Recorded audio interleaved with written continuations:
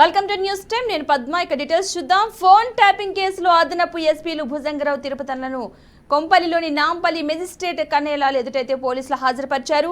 వారిద్దరికీ 14 రోజుల రిమాండ్ విధించడం జరిగింది. అనంతరం వారిని చెంచల్గూడ జైలుకైతే తరలించారు. భుజంగరావు ఎన్నికల ముందు వరకు కూడా పొలిటికల్ ఇంటెలిజెన్స్ విభాగంలో తిరుపతన్న ఎస్బీఐలో అదనపు ఎస్పీలుగా అయితే విధులు నిర్వర్తించినట్టుగా తెలుస్తోంది. భుజంగరావు రాధాకిషన్ రావుతో పాటు ఓ మీడియా నిర్వాహకుడి ఇంట్లో కూడా సోదాలైతే అధికారులు చేశారు. కీలక పత్రాలను స్వాధీనం చేసుకున్నట్లుగా అయితే తెలుస్తోంది.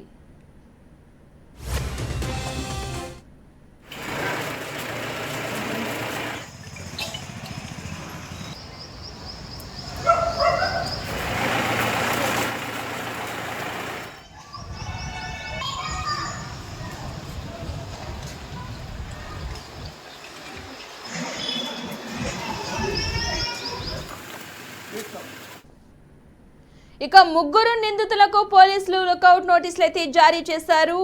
ఎస్ఐబి మాజీ chief Prabhakar Rao, task force మాజీ డీసీపీ రాధాకిషన్ రావు, ఓ మీడియా ప్రతినిధిపై లుకౌట్ నోటీసులు అయితే జారీ అయ్యాయి. ఫోన్ ట్యాపింగ్ కేసు నమోదు కాగానే ప్రభాకర్ రావు, రాధాకిషన్లు చెన్నై మీదుగా అమెరికాకు వెళ్లిపోయినట్లు, వారు అమెరికాలో ఉన్నట్లు అధికారులు అయితే గుర్తించడం జరిగింది. ఇప్పటికే ప్రభాకర్ రావు, రాధాకిషన్ నివాసాల్లోకి పోలీసులు సోదాలు చేశారు. ఇద్దరికీ కూడా విచారణకు హాజరు కావాల్సిందిగా నోటీసులు అయితే జారీ చేశారు. అంతర్జాతీయ విమానాశ్రయాలను పోలీసులు అప్రమత్తం చేశారు.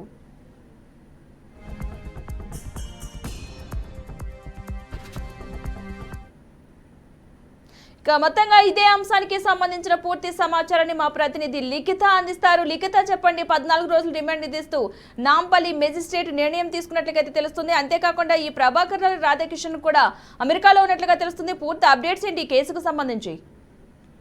ఎప్పుడైతే ఈ ప్రణీత్ రావు కేసులో అతను నిందితుడుగా ఉన్నాడు అనే విషయం పోలీసులు గుర్తించి అతన్ని అరెస్ట్ చేశారో, అదుపులోకి తీసుకుంటున్నారన్న సమయంలోనే ఈ మిగతా నిందితులు ఎవరైతే ఉన్నారో వారందరూ కూడా పారిపోయే ప్రయత్నం అయితే చేశారు. ప్రస్తుతానికి ఇద్దరైతే అమెరికాలో ఉన్నట్లుగా తెలుస్తుంది. వారికి సంబంధించి కూడా ఇప్పటికే వారి ఇళ్లలో, వాళ్ళకి సంబంధించిన బంధువుల ఇళ్లలో కూడా కొంతవరకు అధికారులు సోదాలు అయితే నిర్వహించారు. ఈ సోదాలలో చాలా వరకు విషయాలు బయటపడ్డాయని చెప్పుకోవాలి. దీనికి సంబంధించి ఇప్పటి వరకు ఎవరెవరు ఉన్నారు ఏంటి అనే వివరాల ప్రకారం దాదాపు 3 నిందితులు అయితే ఇప్పటికే బయటికి రావడం జరిగింది. అండ్ అంతేకాకుండా గతంలో ఈ రేవంత్ రెడ్డి ఈ ఫోన్ ట్యాపింగ్ కావచ్చు, అలాగే తనకు సంబంధించిన బంధుమిత్రుల ఇళ్లలో కూడా ఫోన్ ట్యాపింగ్ చేసినట్లయితే తెలుస్తుంది. మరి కొంతమంది వ్యాపారులకు సంబంధించిన ఫోన్స్ కూడా ట్యాప్ చేస్తూ వారిని కూడా కొంతవరకు ఇబ్బందులకు గురి చేసిన పరిస్థితి అయితే ఉన్నట్లయితే ఈ విచారణలో భాగంగా తెలిసినట్లయితే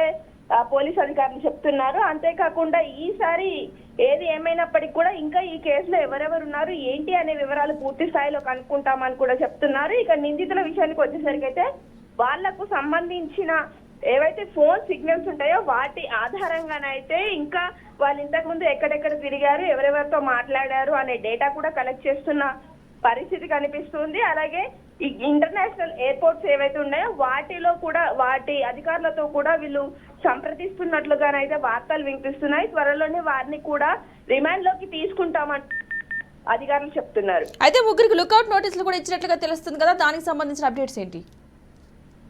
ప్రస్తుతం ఈ లుకౌట్ నోటీసులకు సంబంధించి అంటే నిన్నటి నుండి కూడా కొంతవరకు ప్రణీత్ రావు కేసులో చాలా విస్తుపోయే విషయాలు అయితే బయటపడుతున్నాయి. అయితే దీనికి సంబంధించి ఇప్పటికే ఓ మీడియా ఛానల్ ప్రతినిధి కూడా ఇందులో ఉన్నట్లయితే తెలుస్తుంది. ఆయన ఇంట్లో కూడా సోదాలు నిర్వహించారు. ఈ సోదాలలో చాలా వరకు అధికారులకు కొన్ని సమాచారం అయితే దొరికినట్లుగా తెలుస్తోంది. దీనిలో రిమాండ్ రిపోర్ట్ లో కూడా అలాగే ఎఫ్ఐఆర్ కాపీలో కూడా ఈ యొక్క విషయాన్ని పొందుపరిచినట్లయితే తెలుస్తుంది.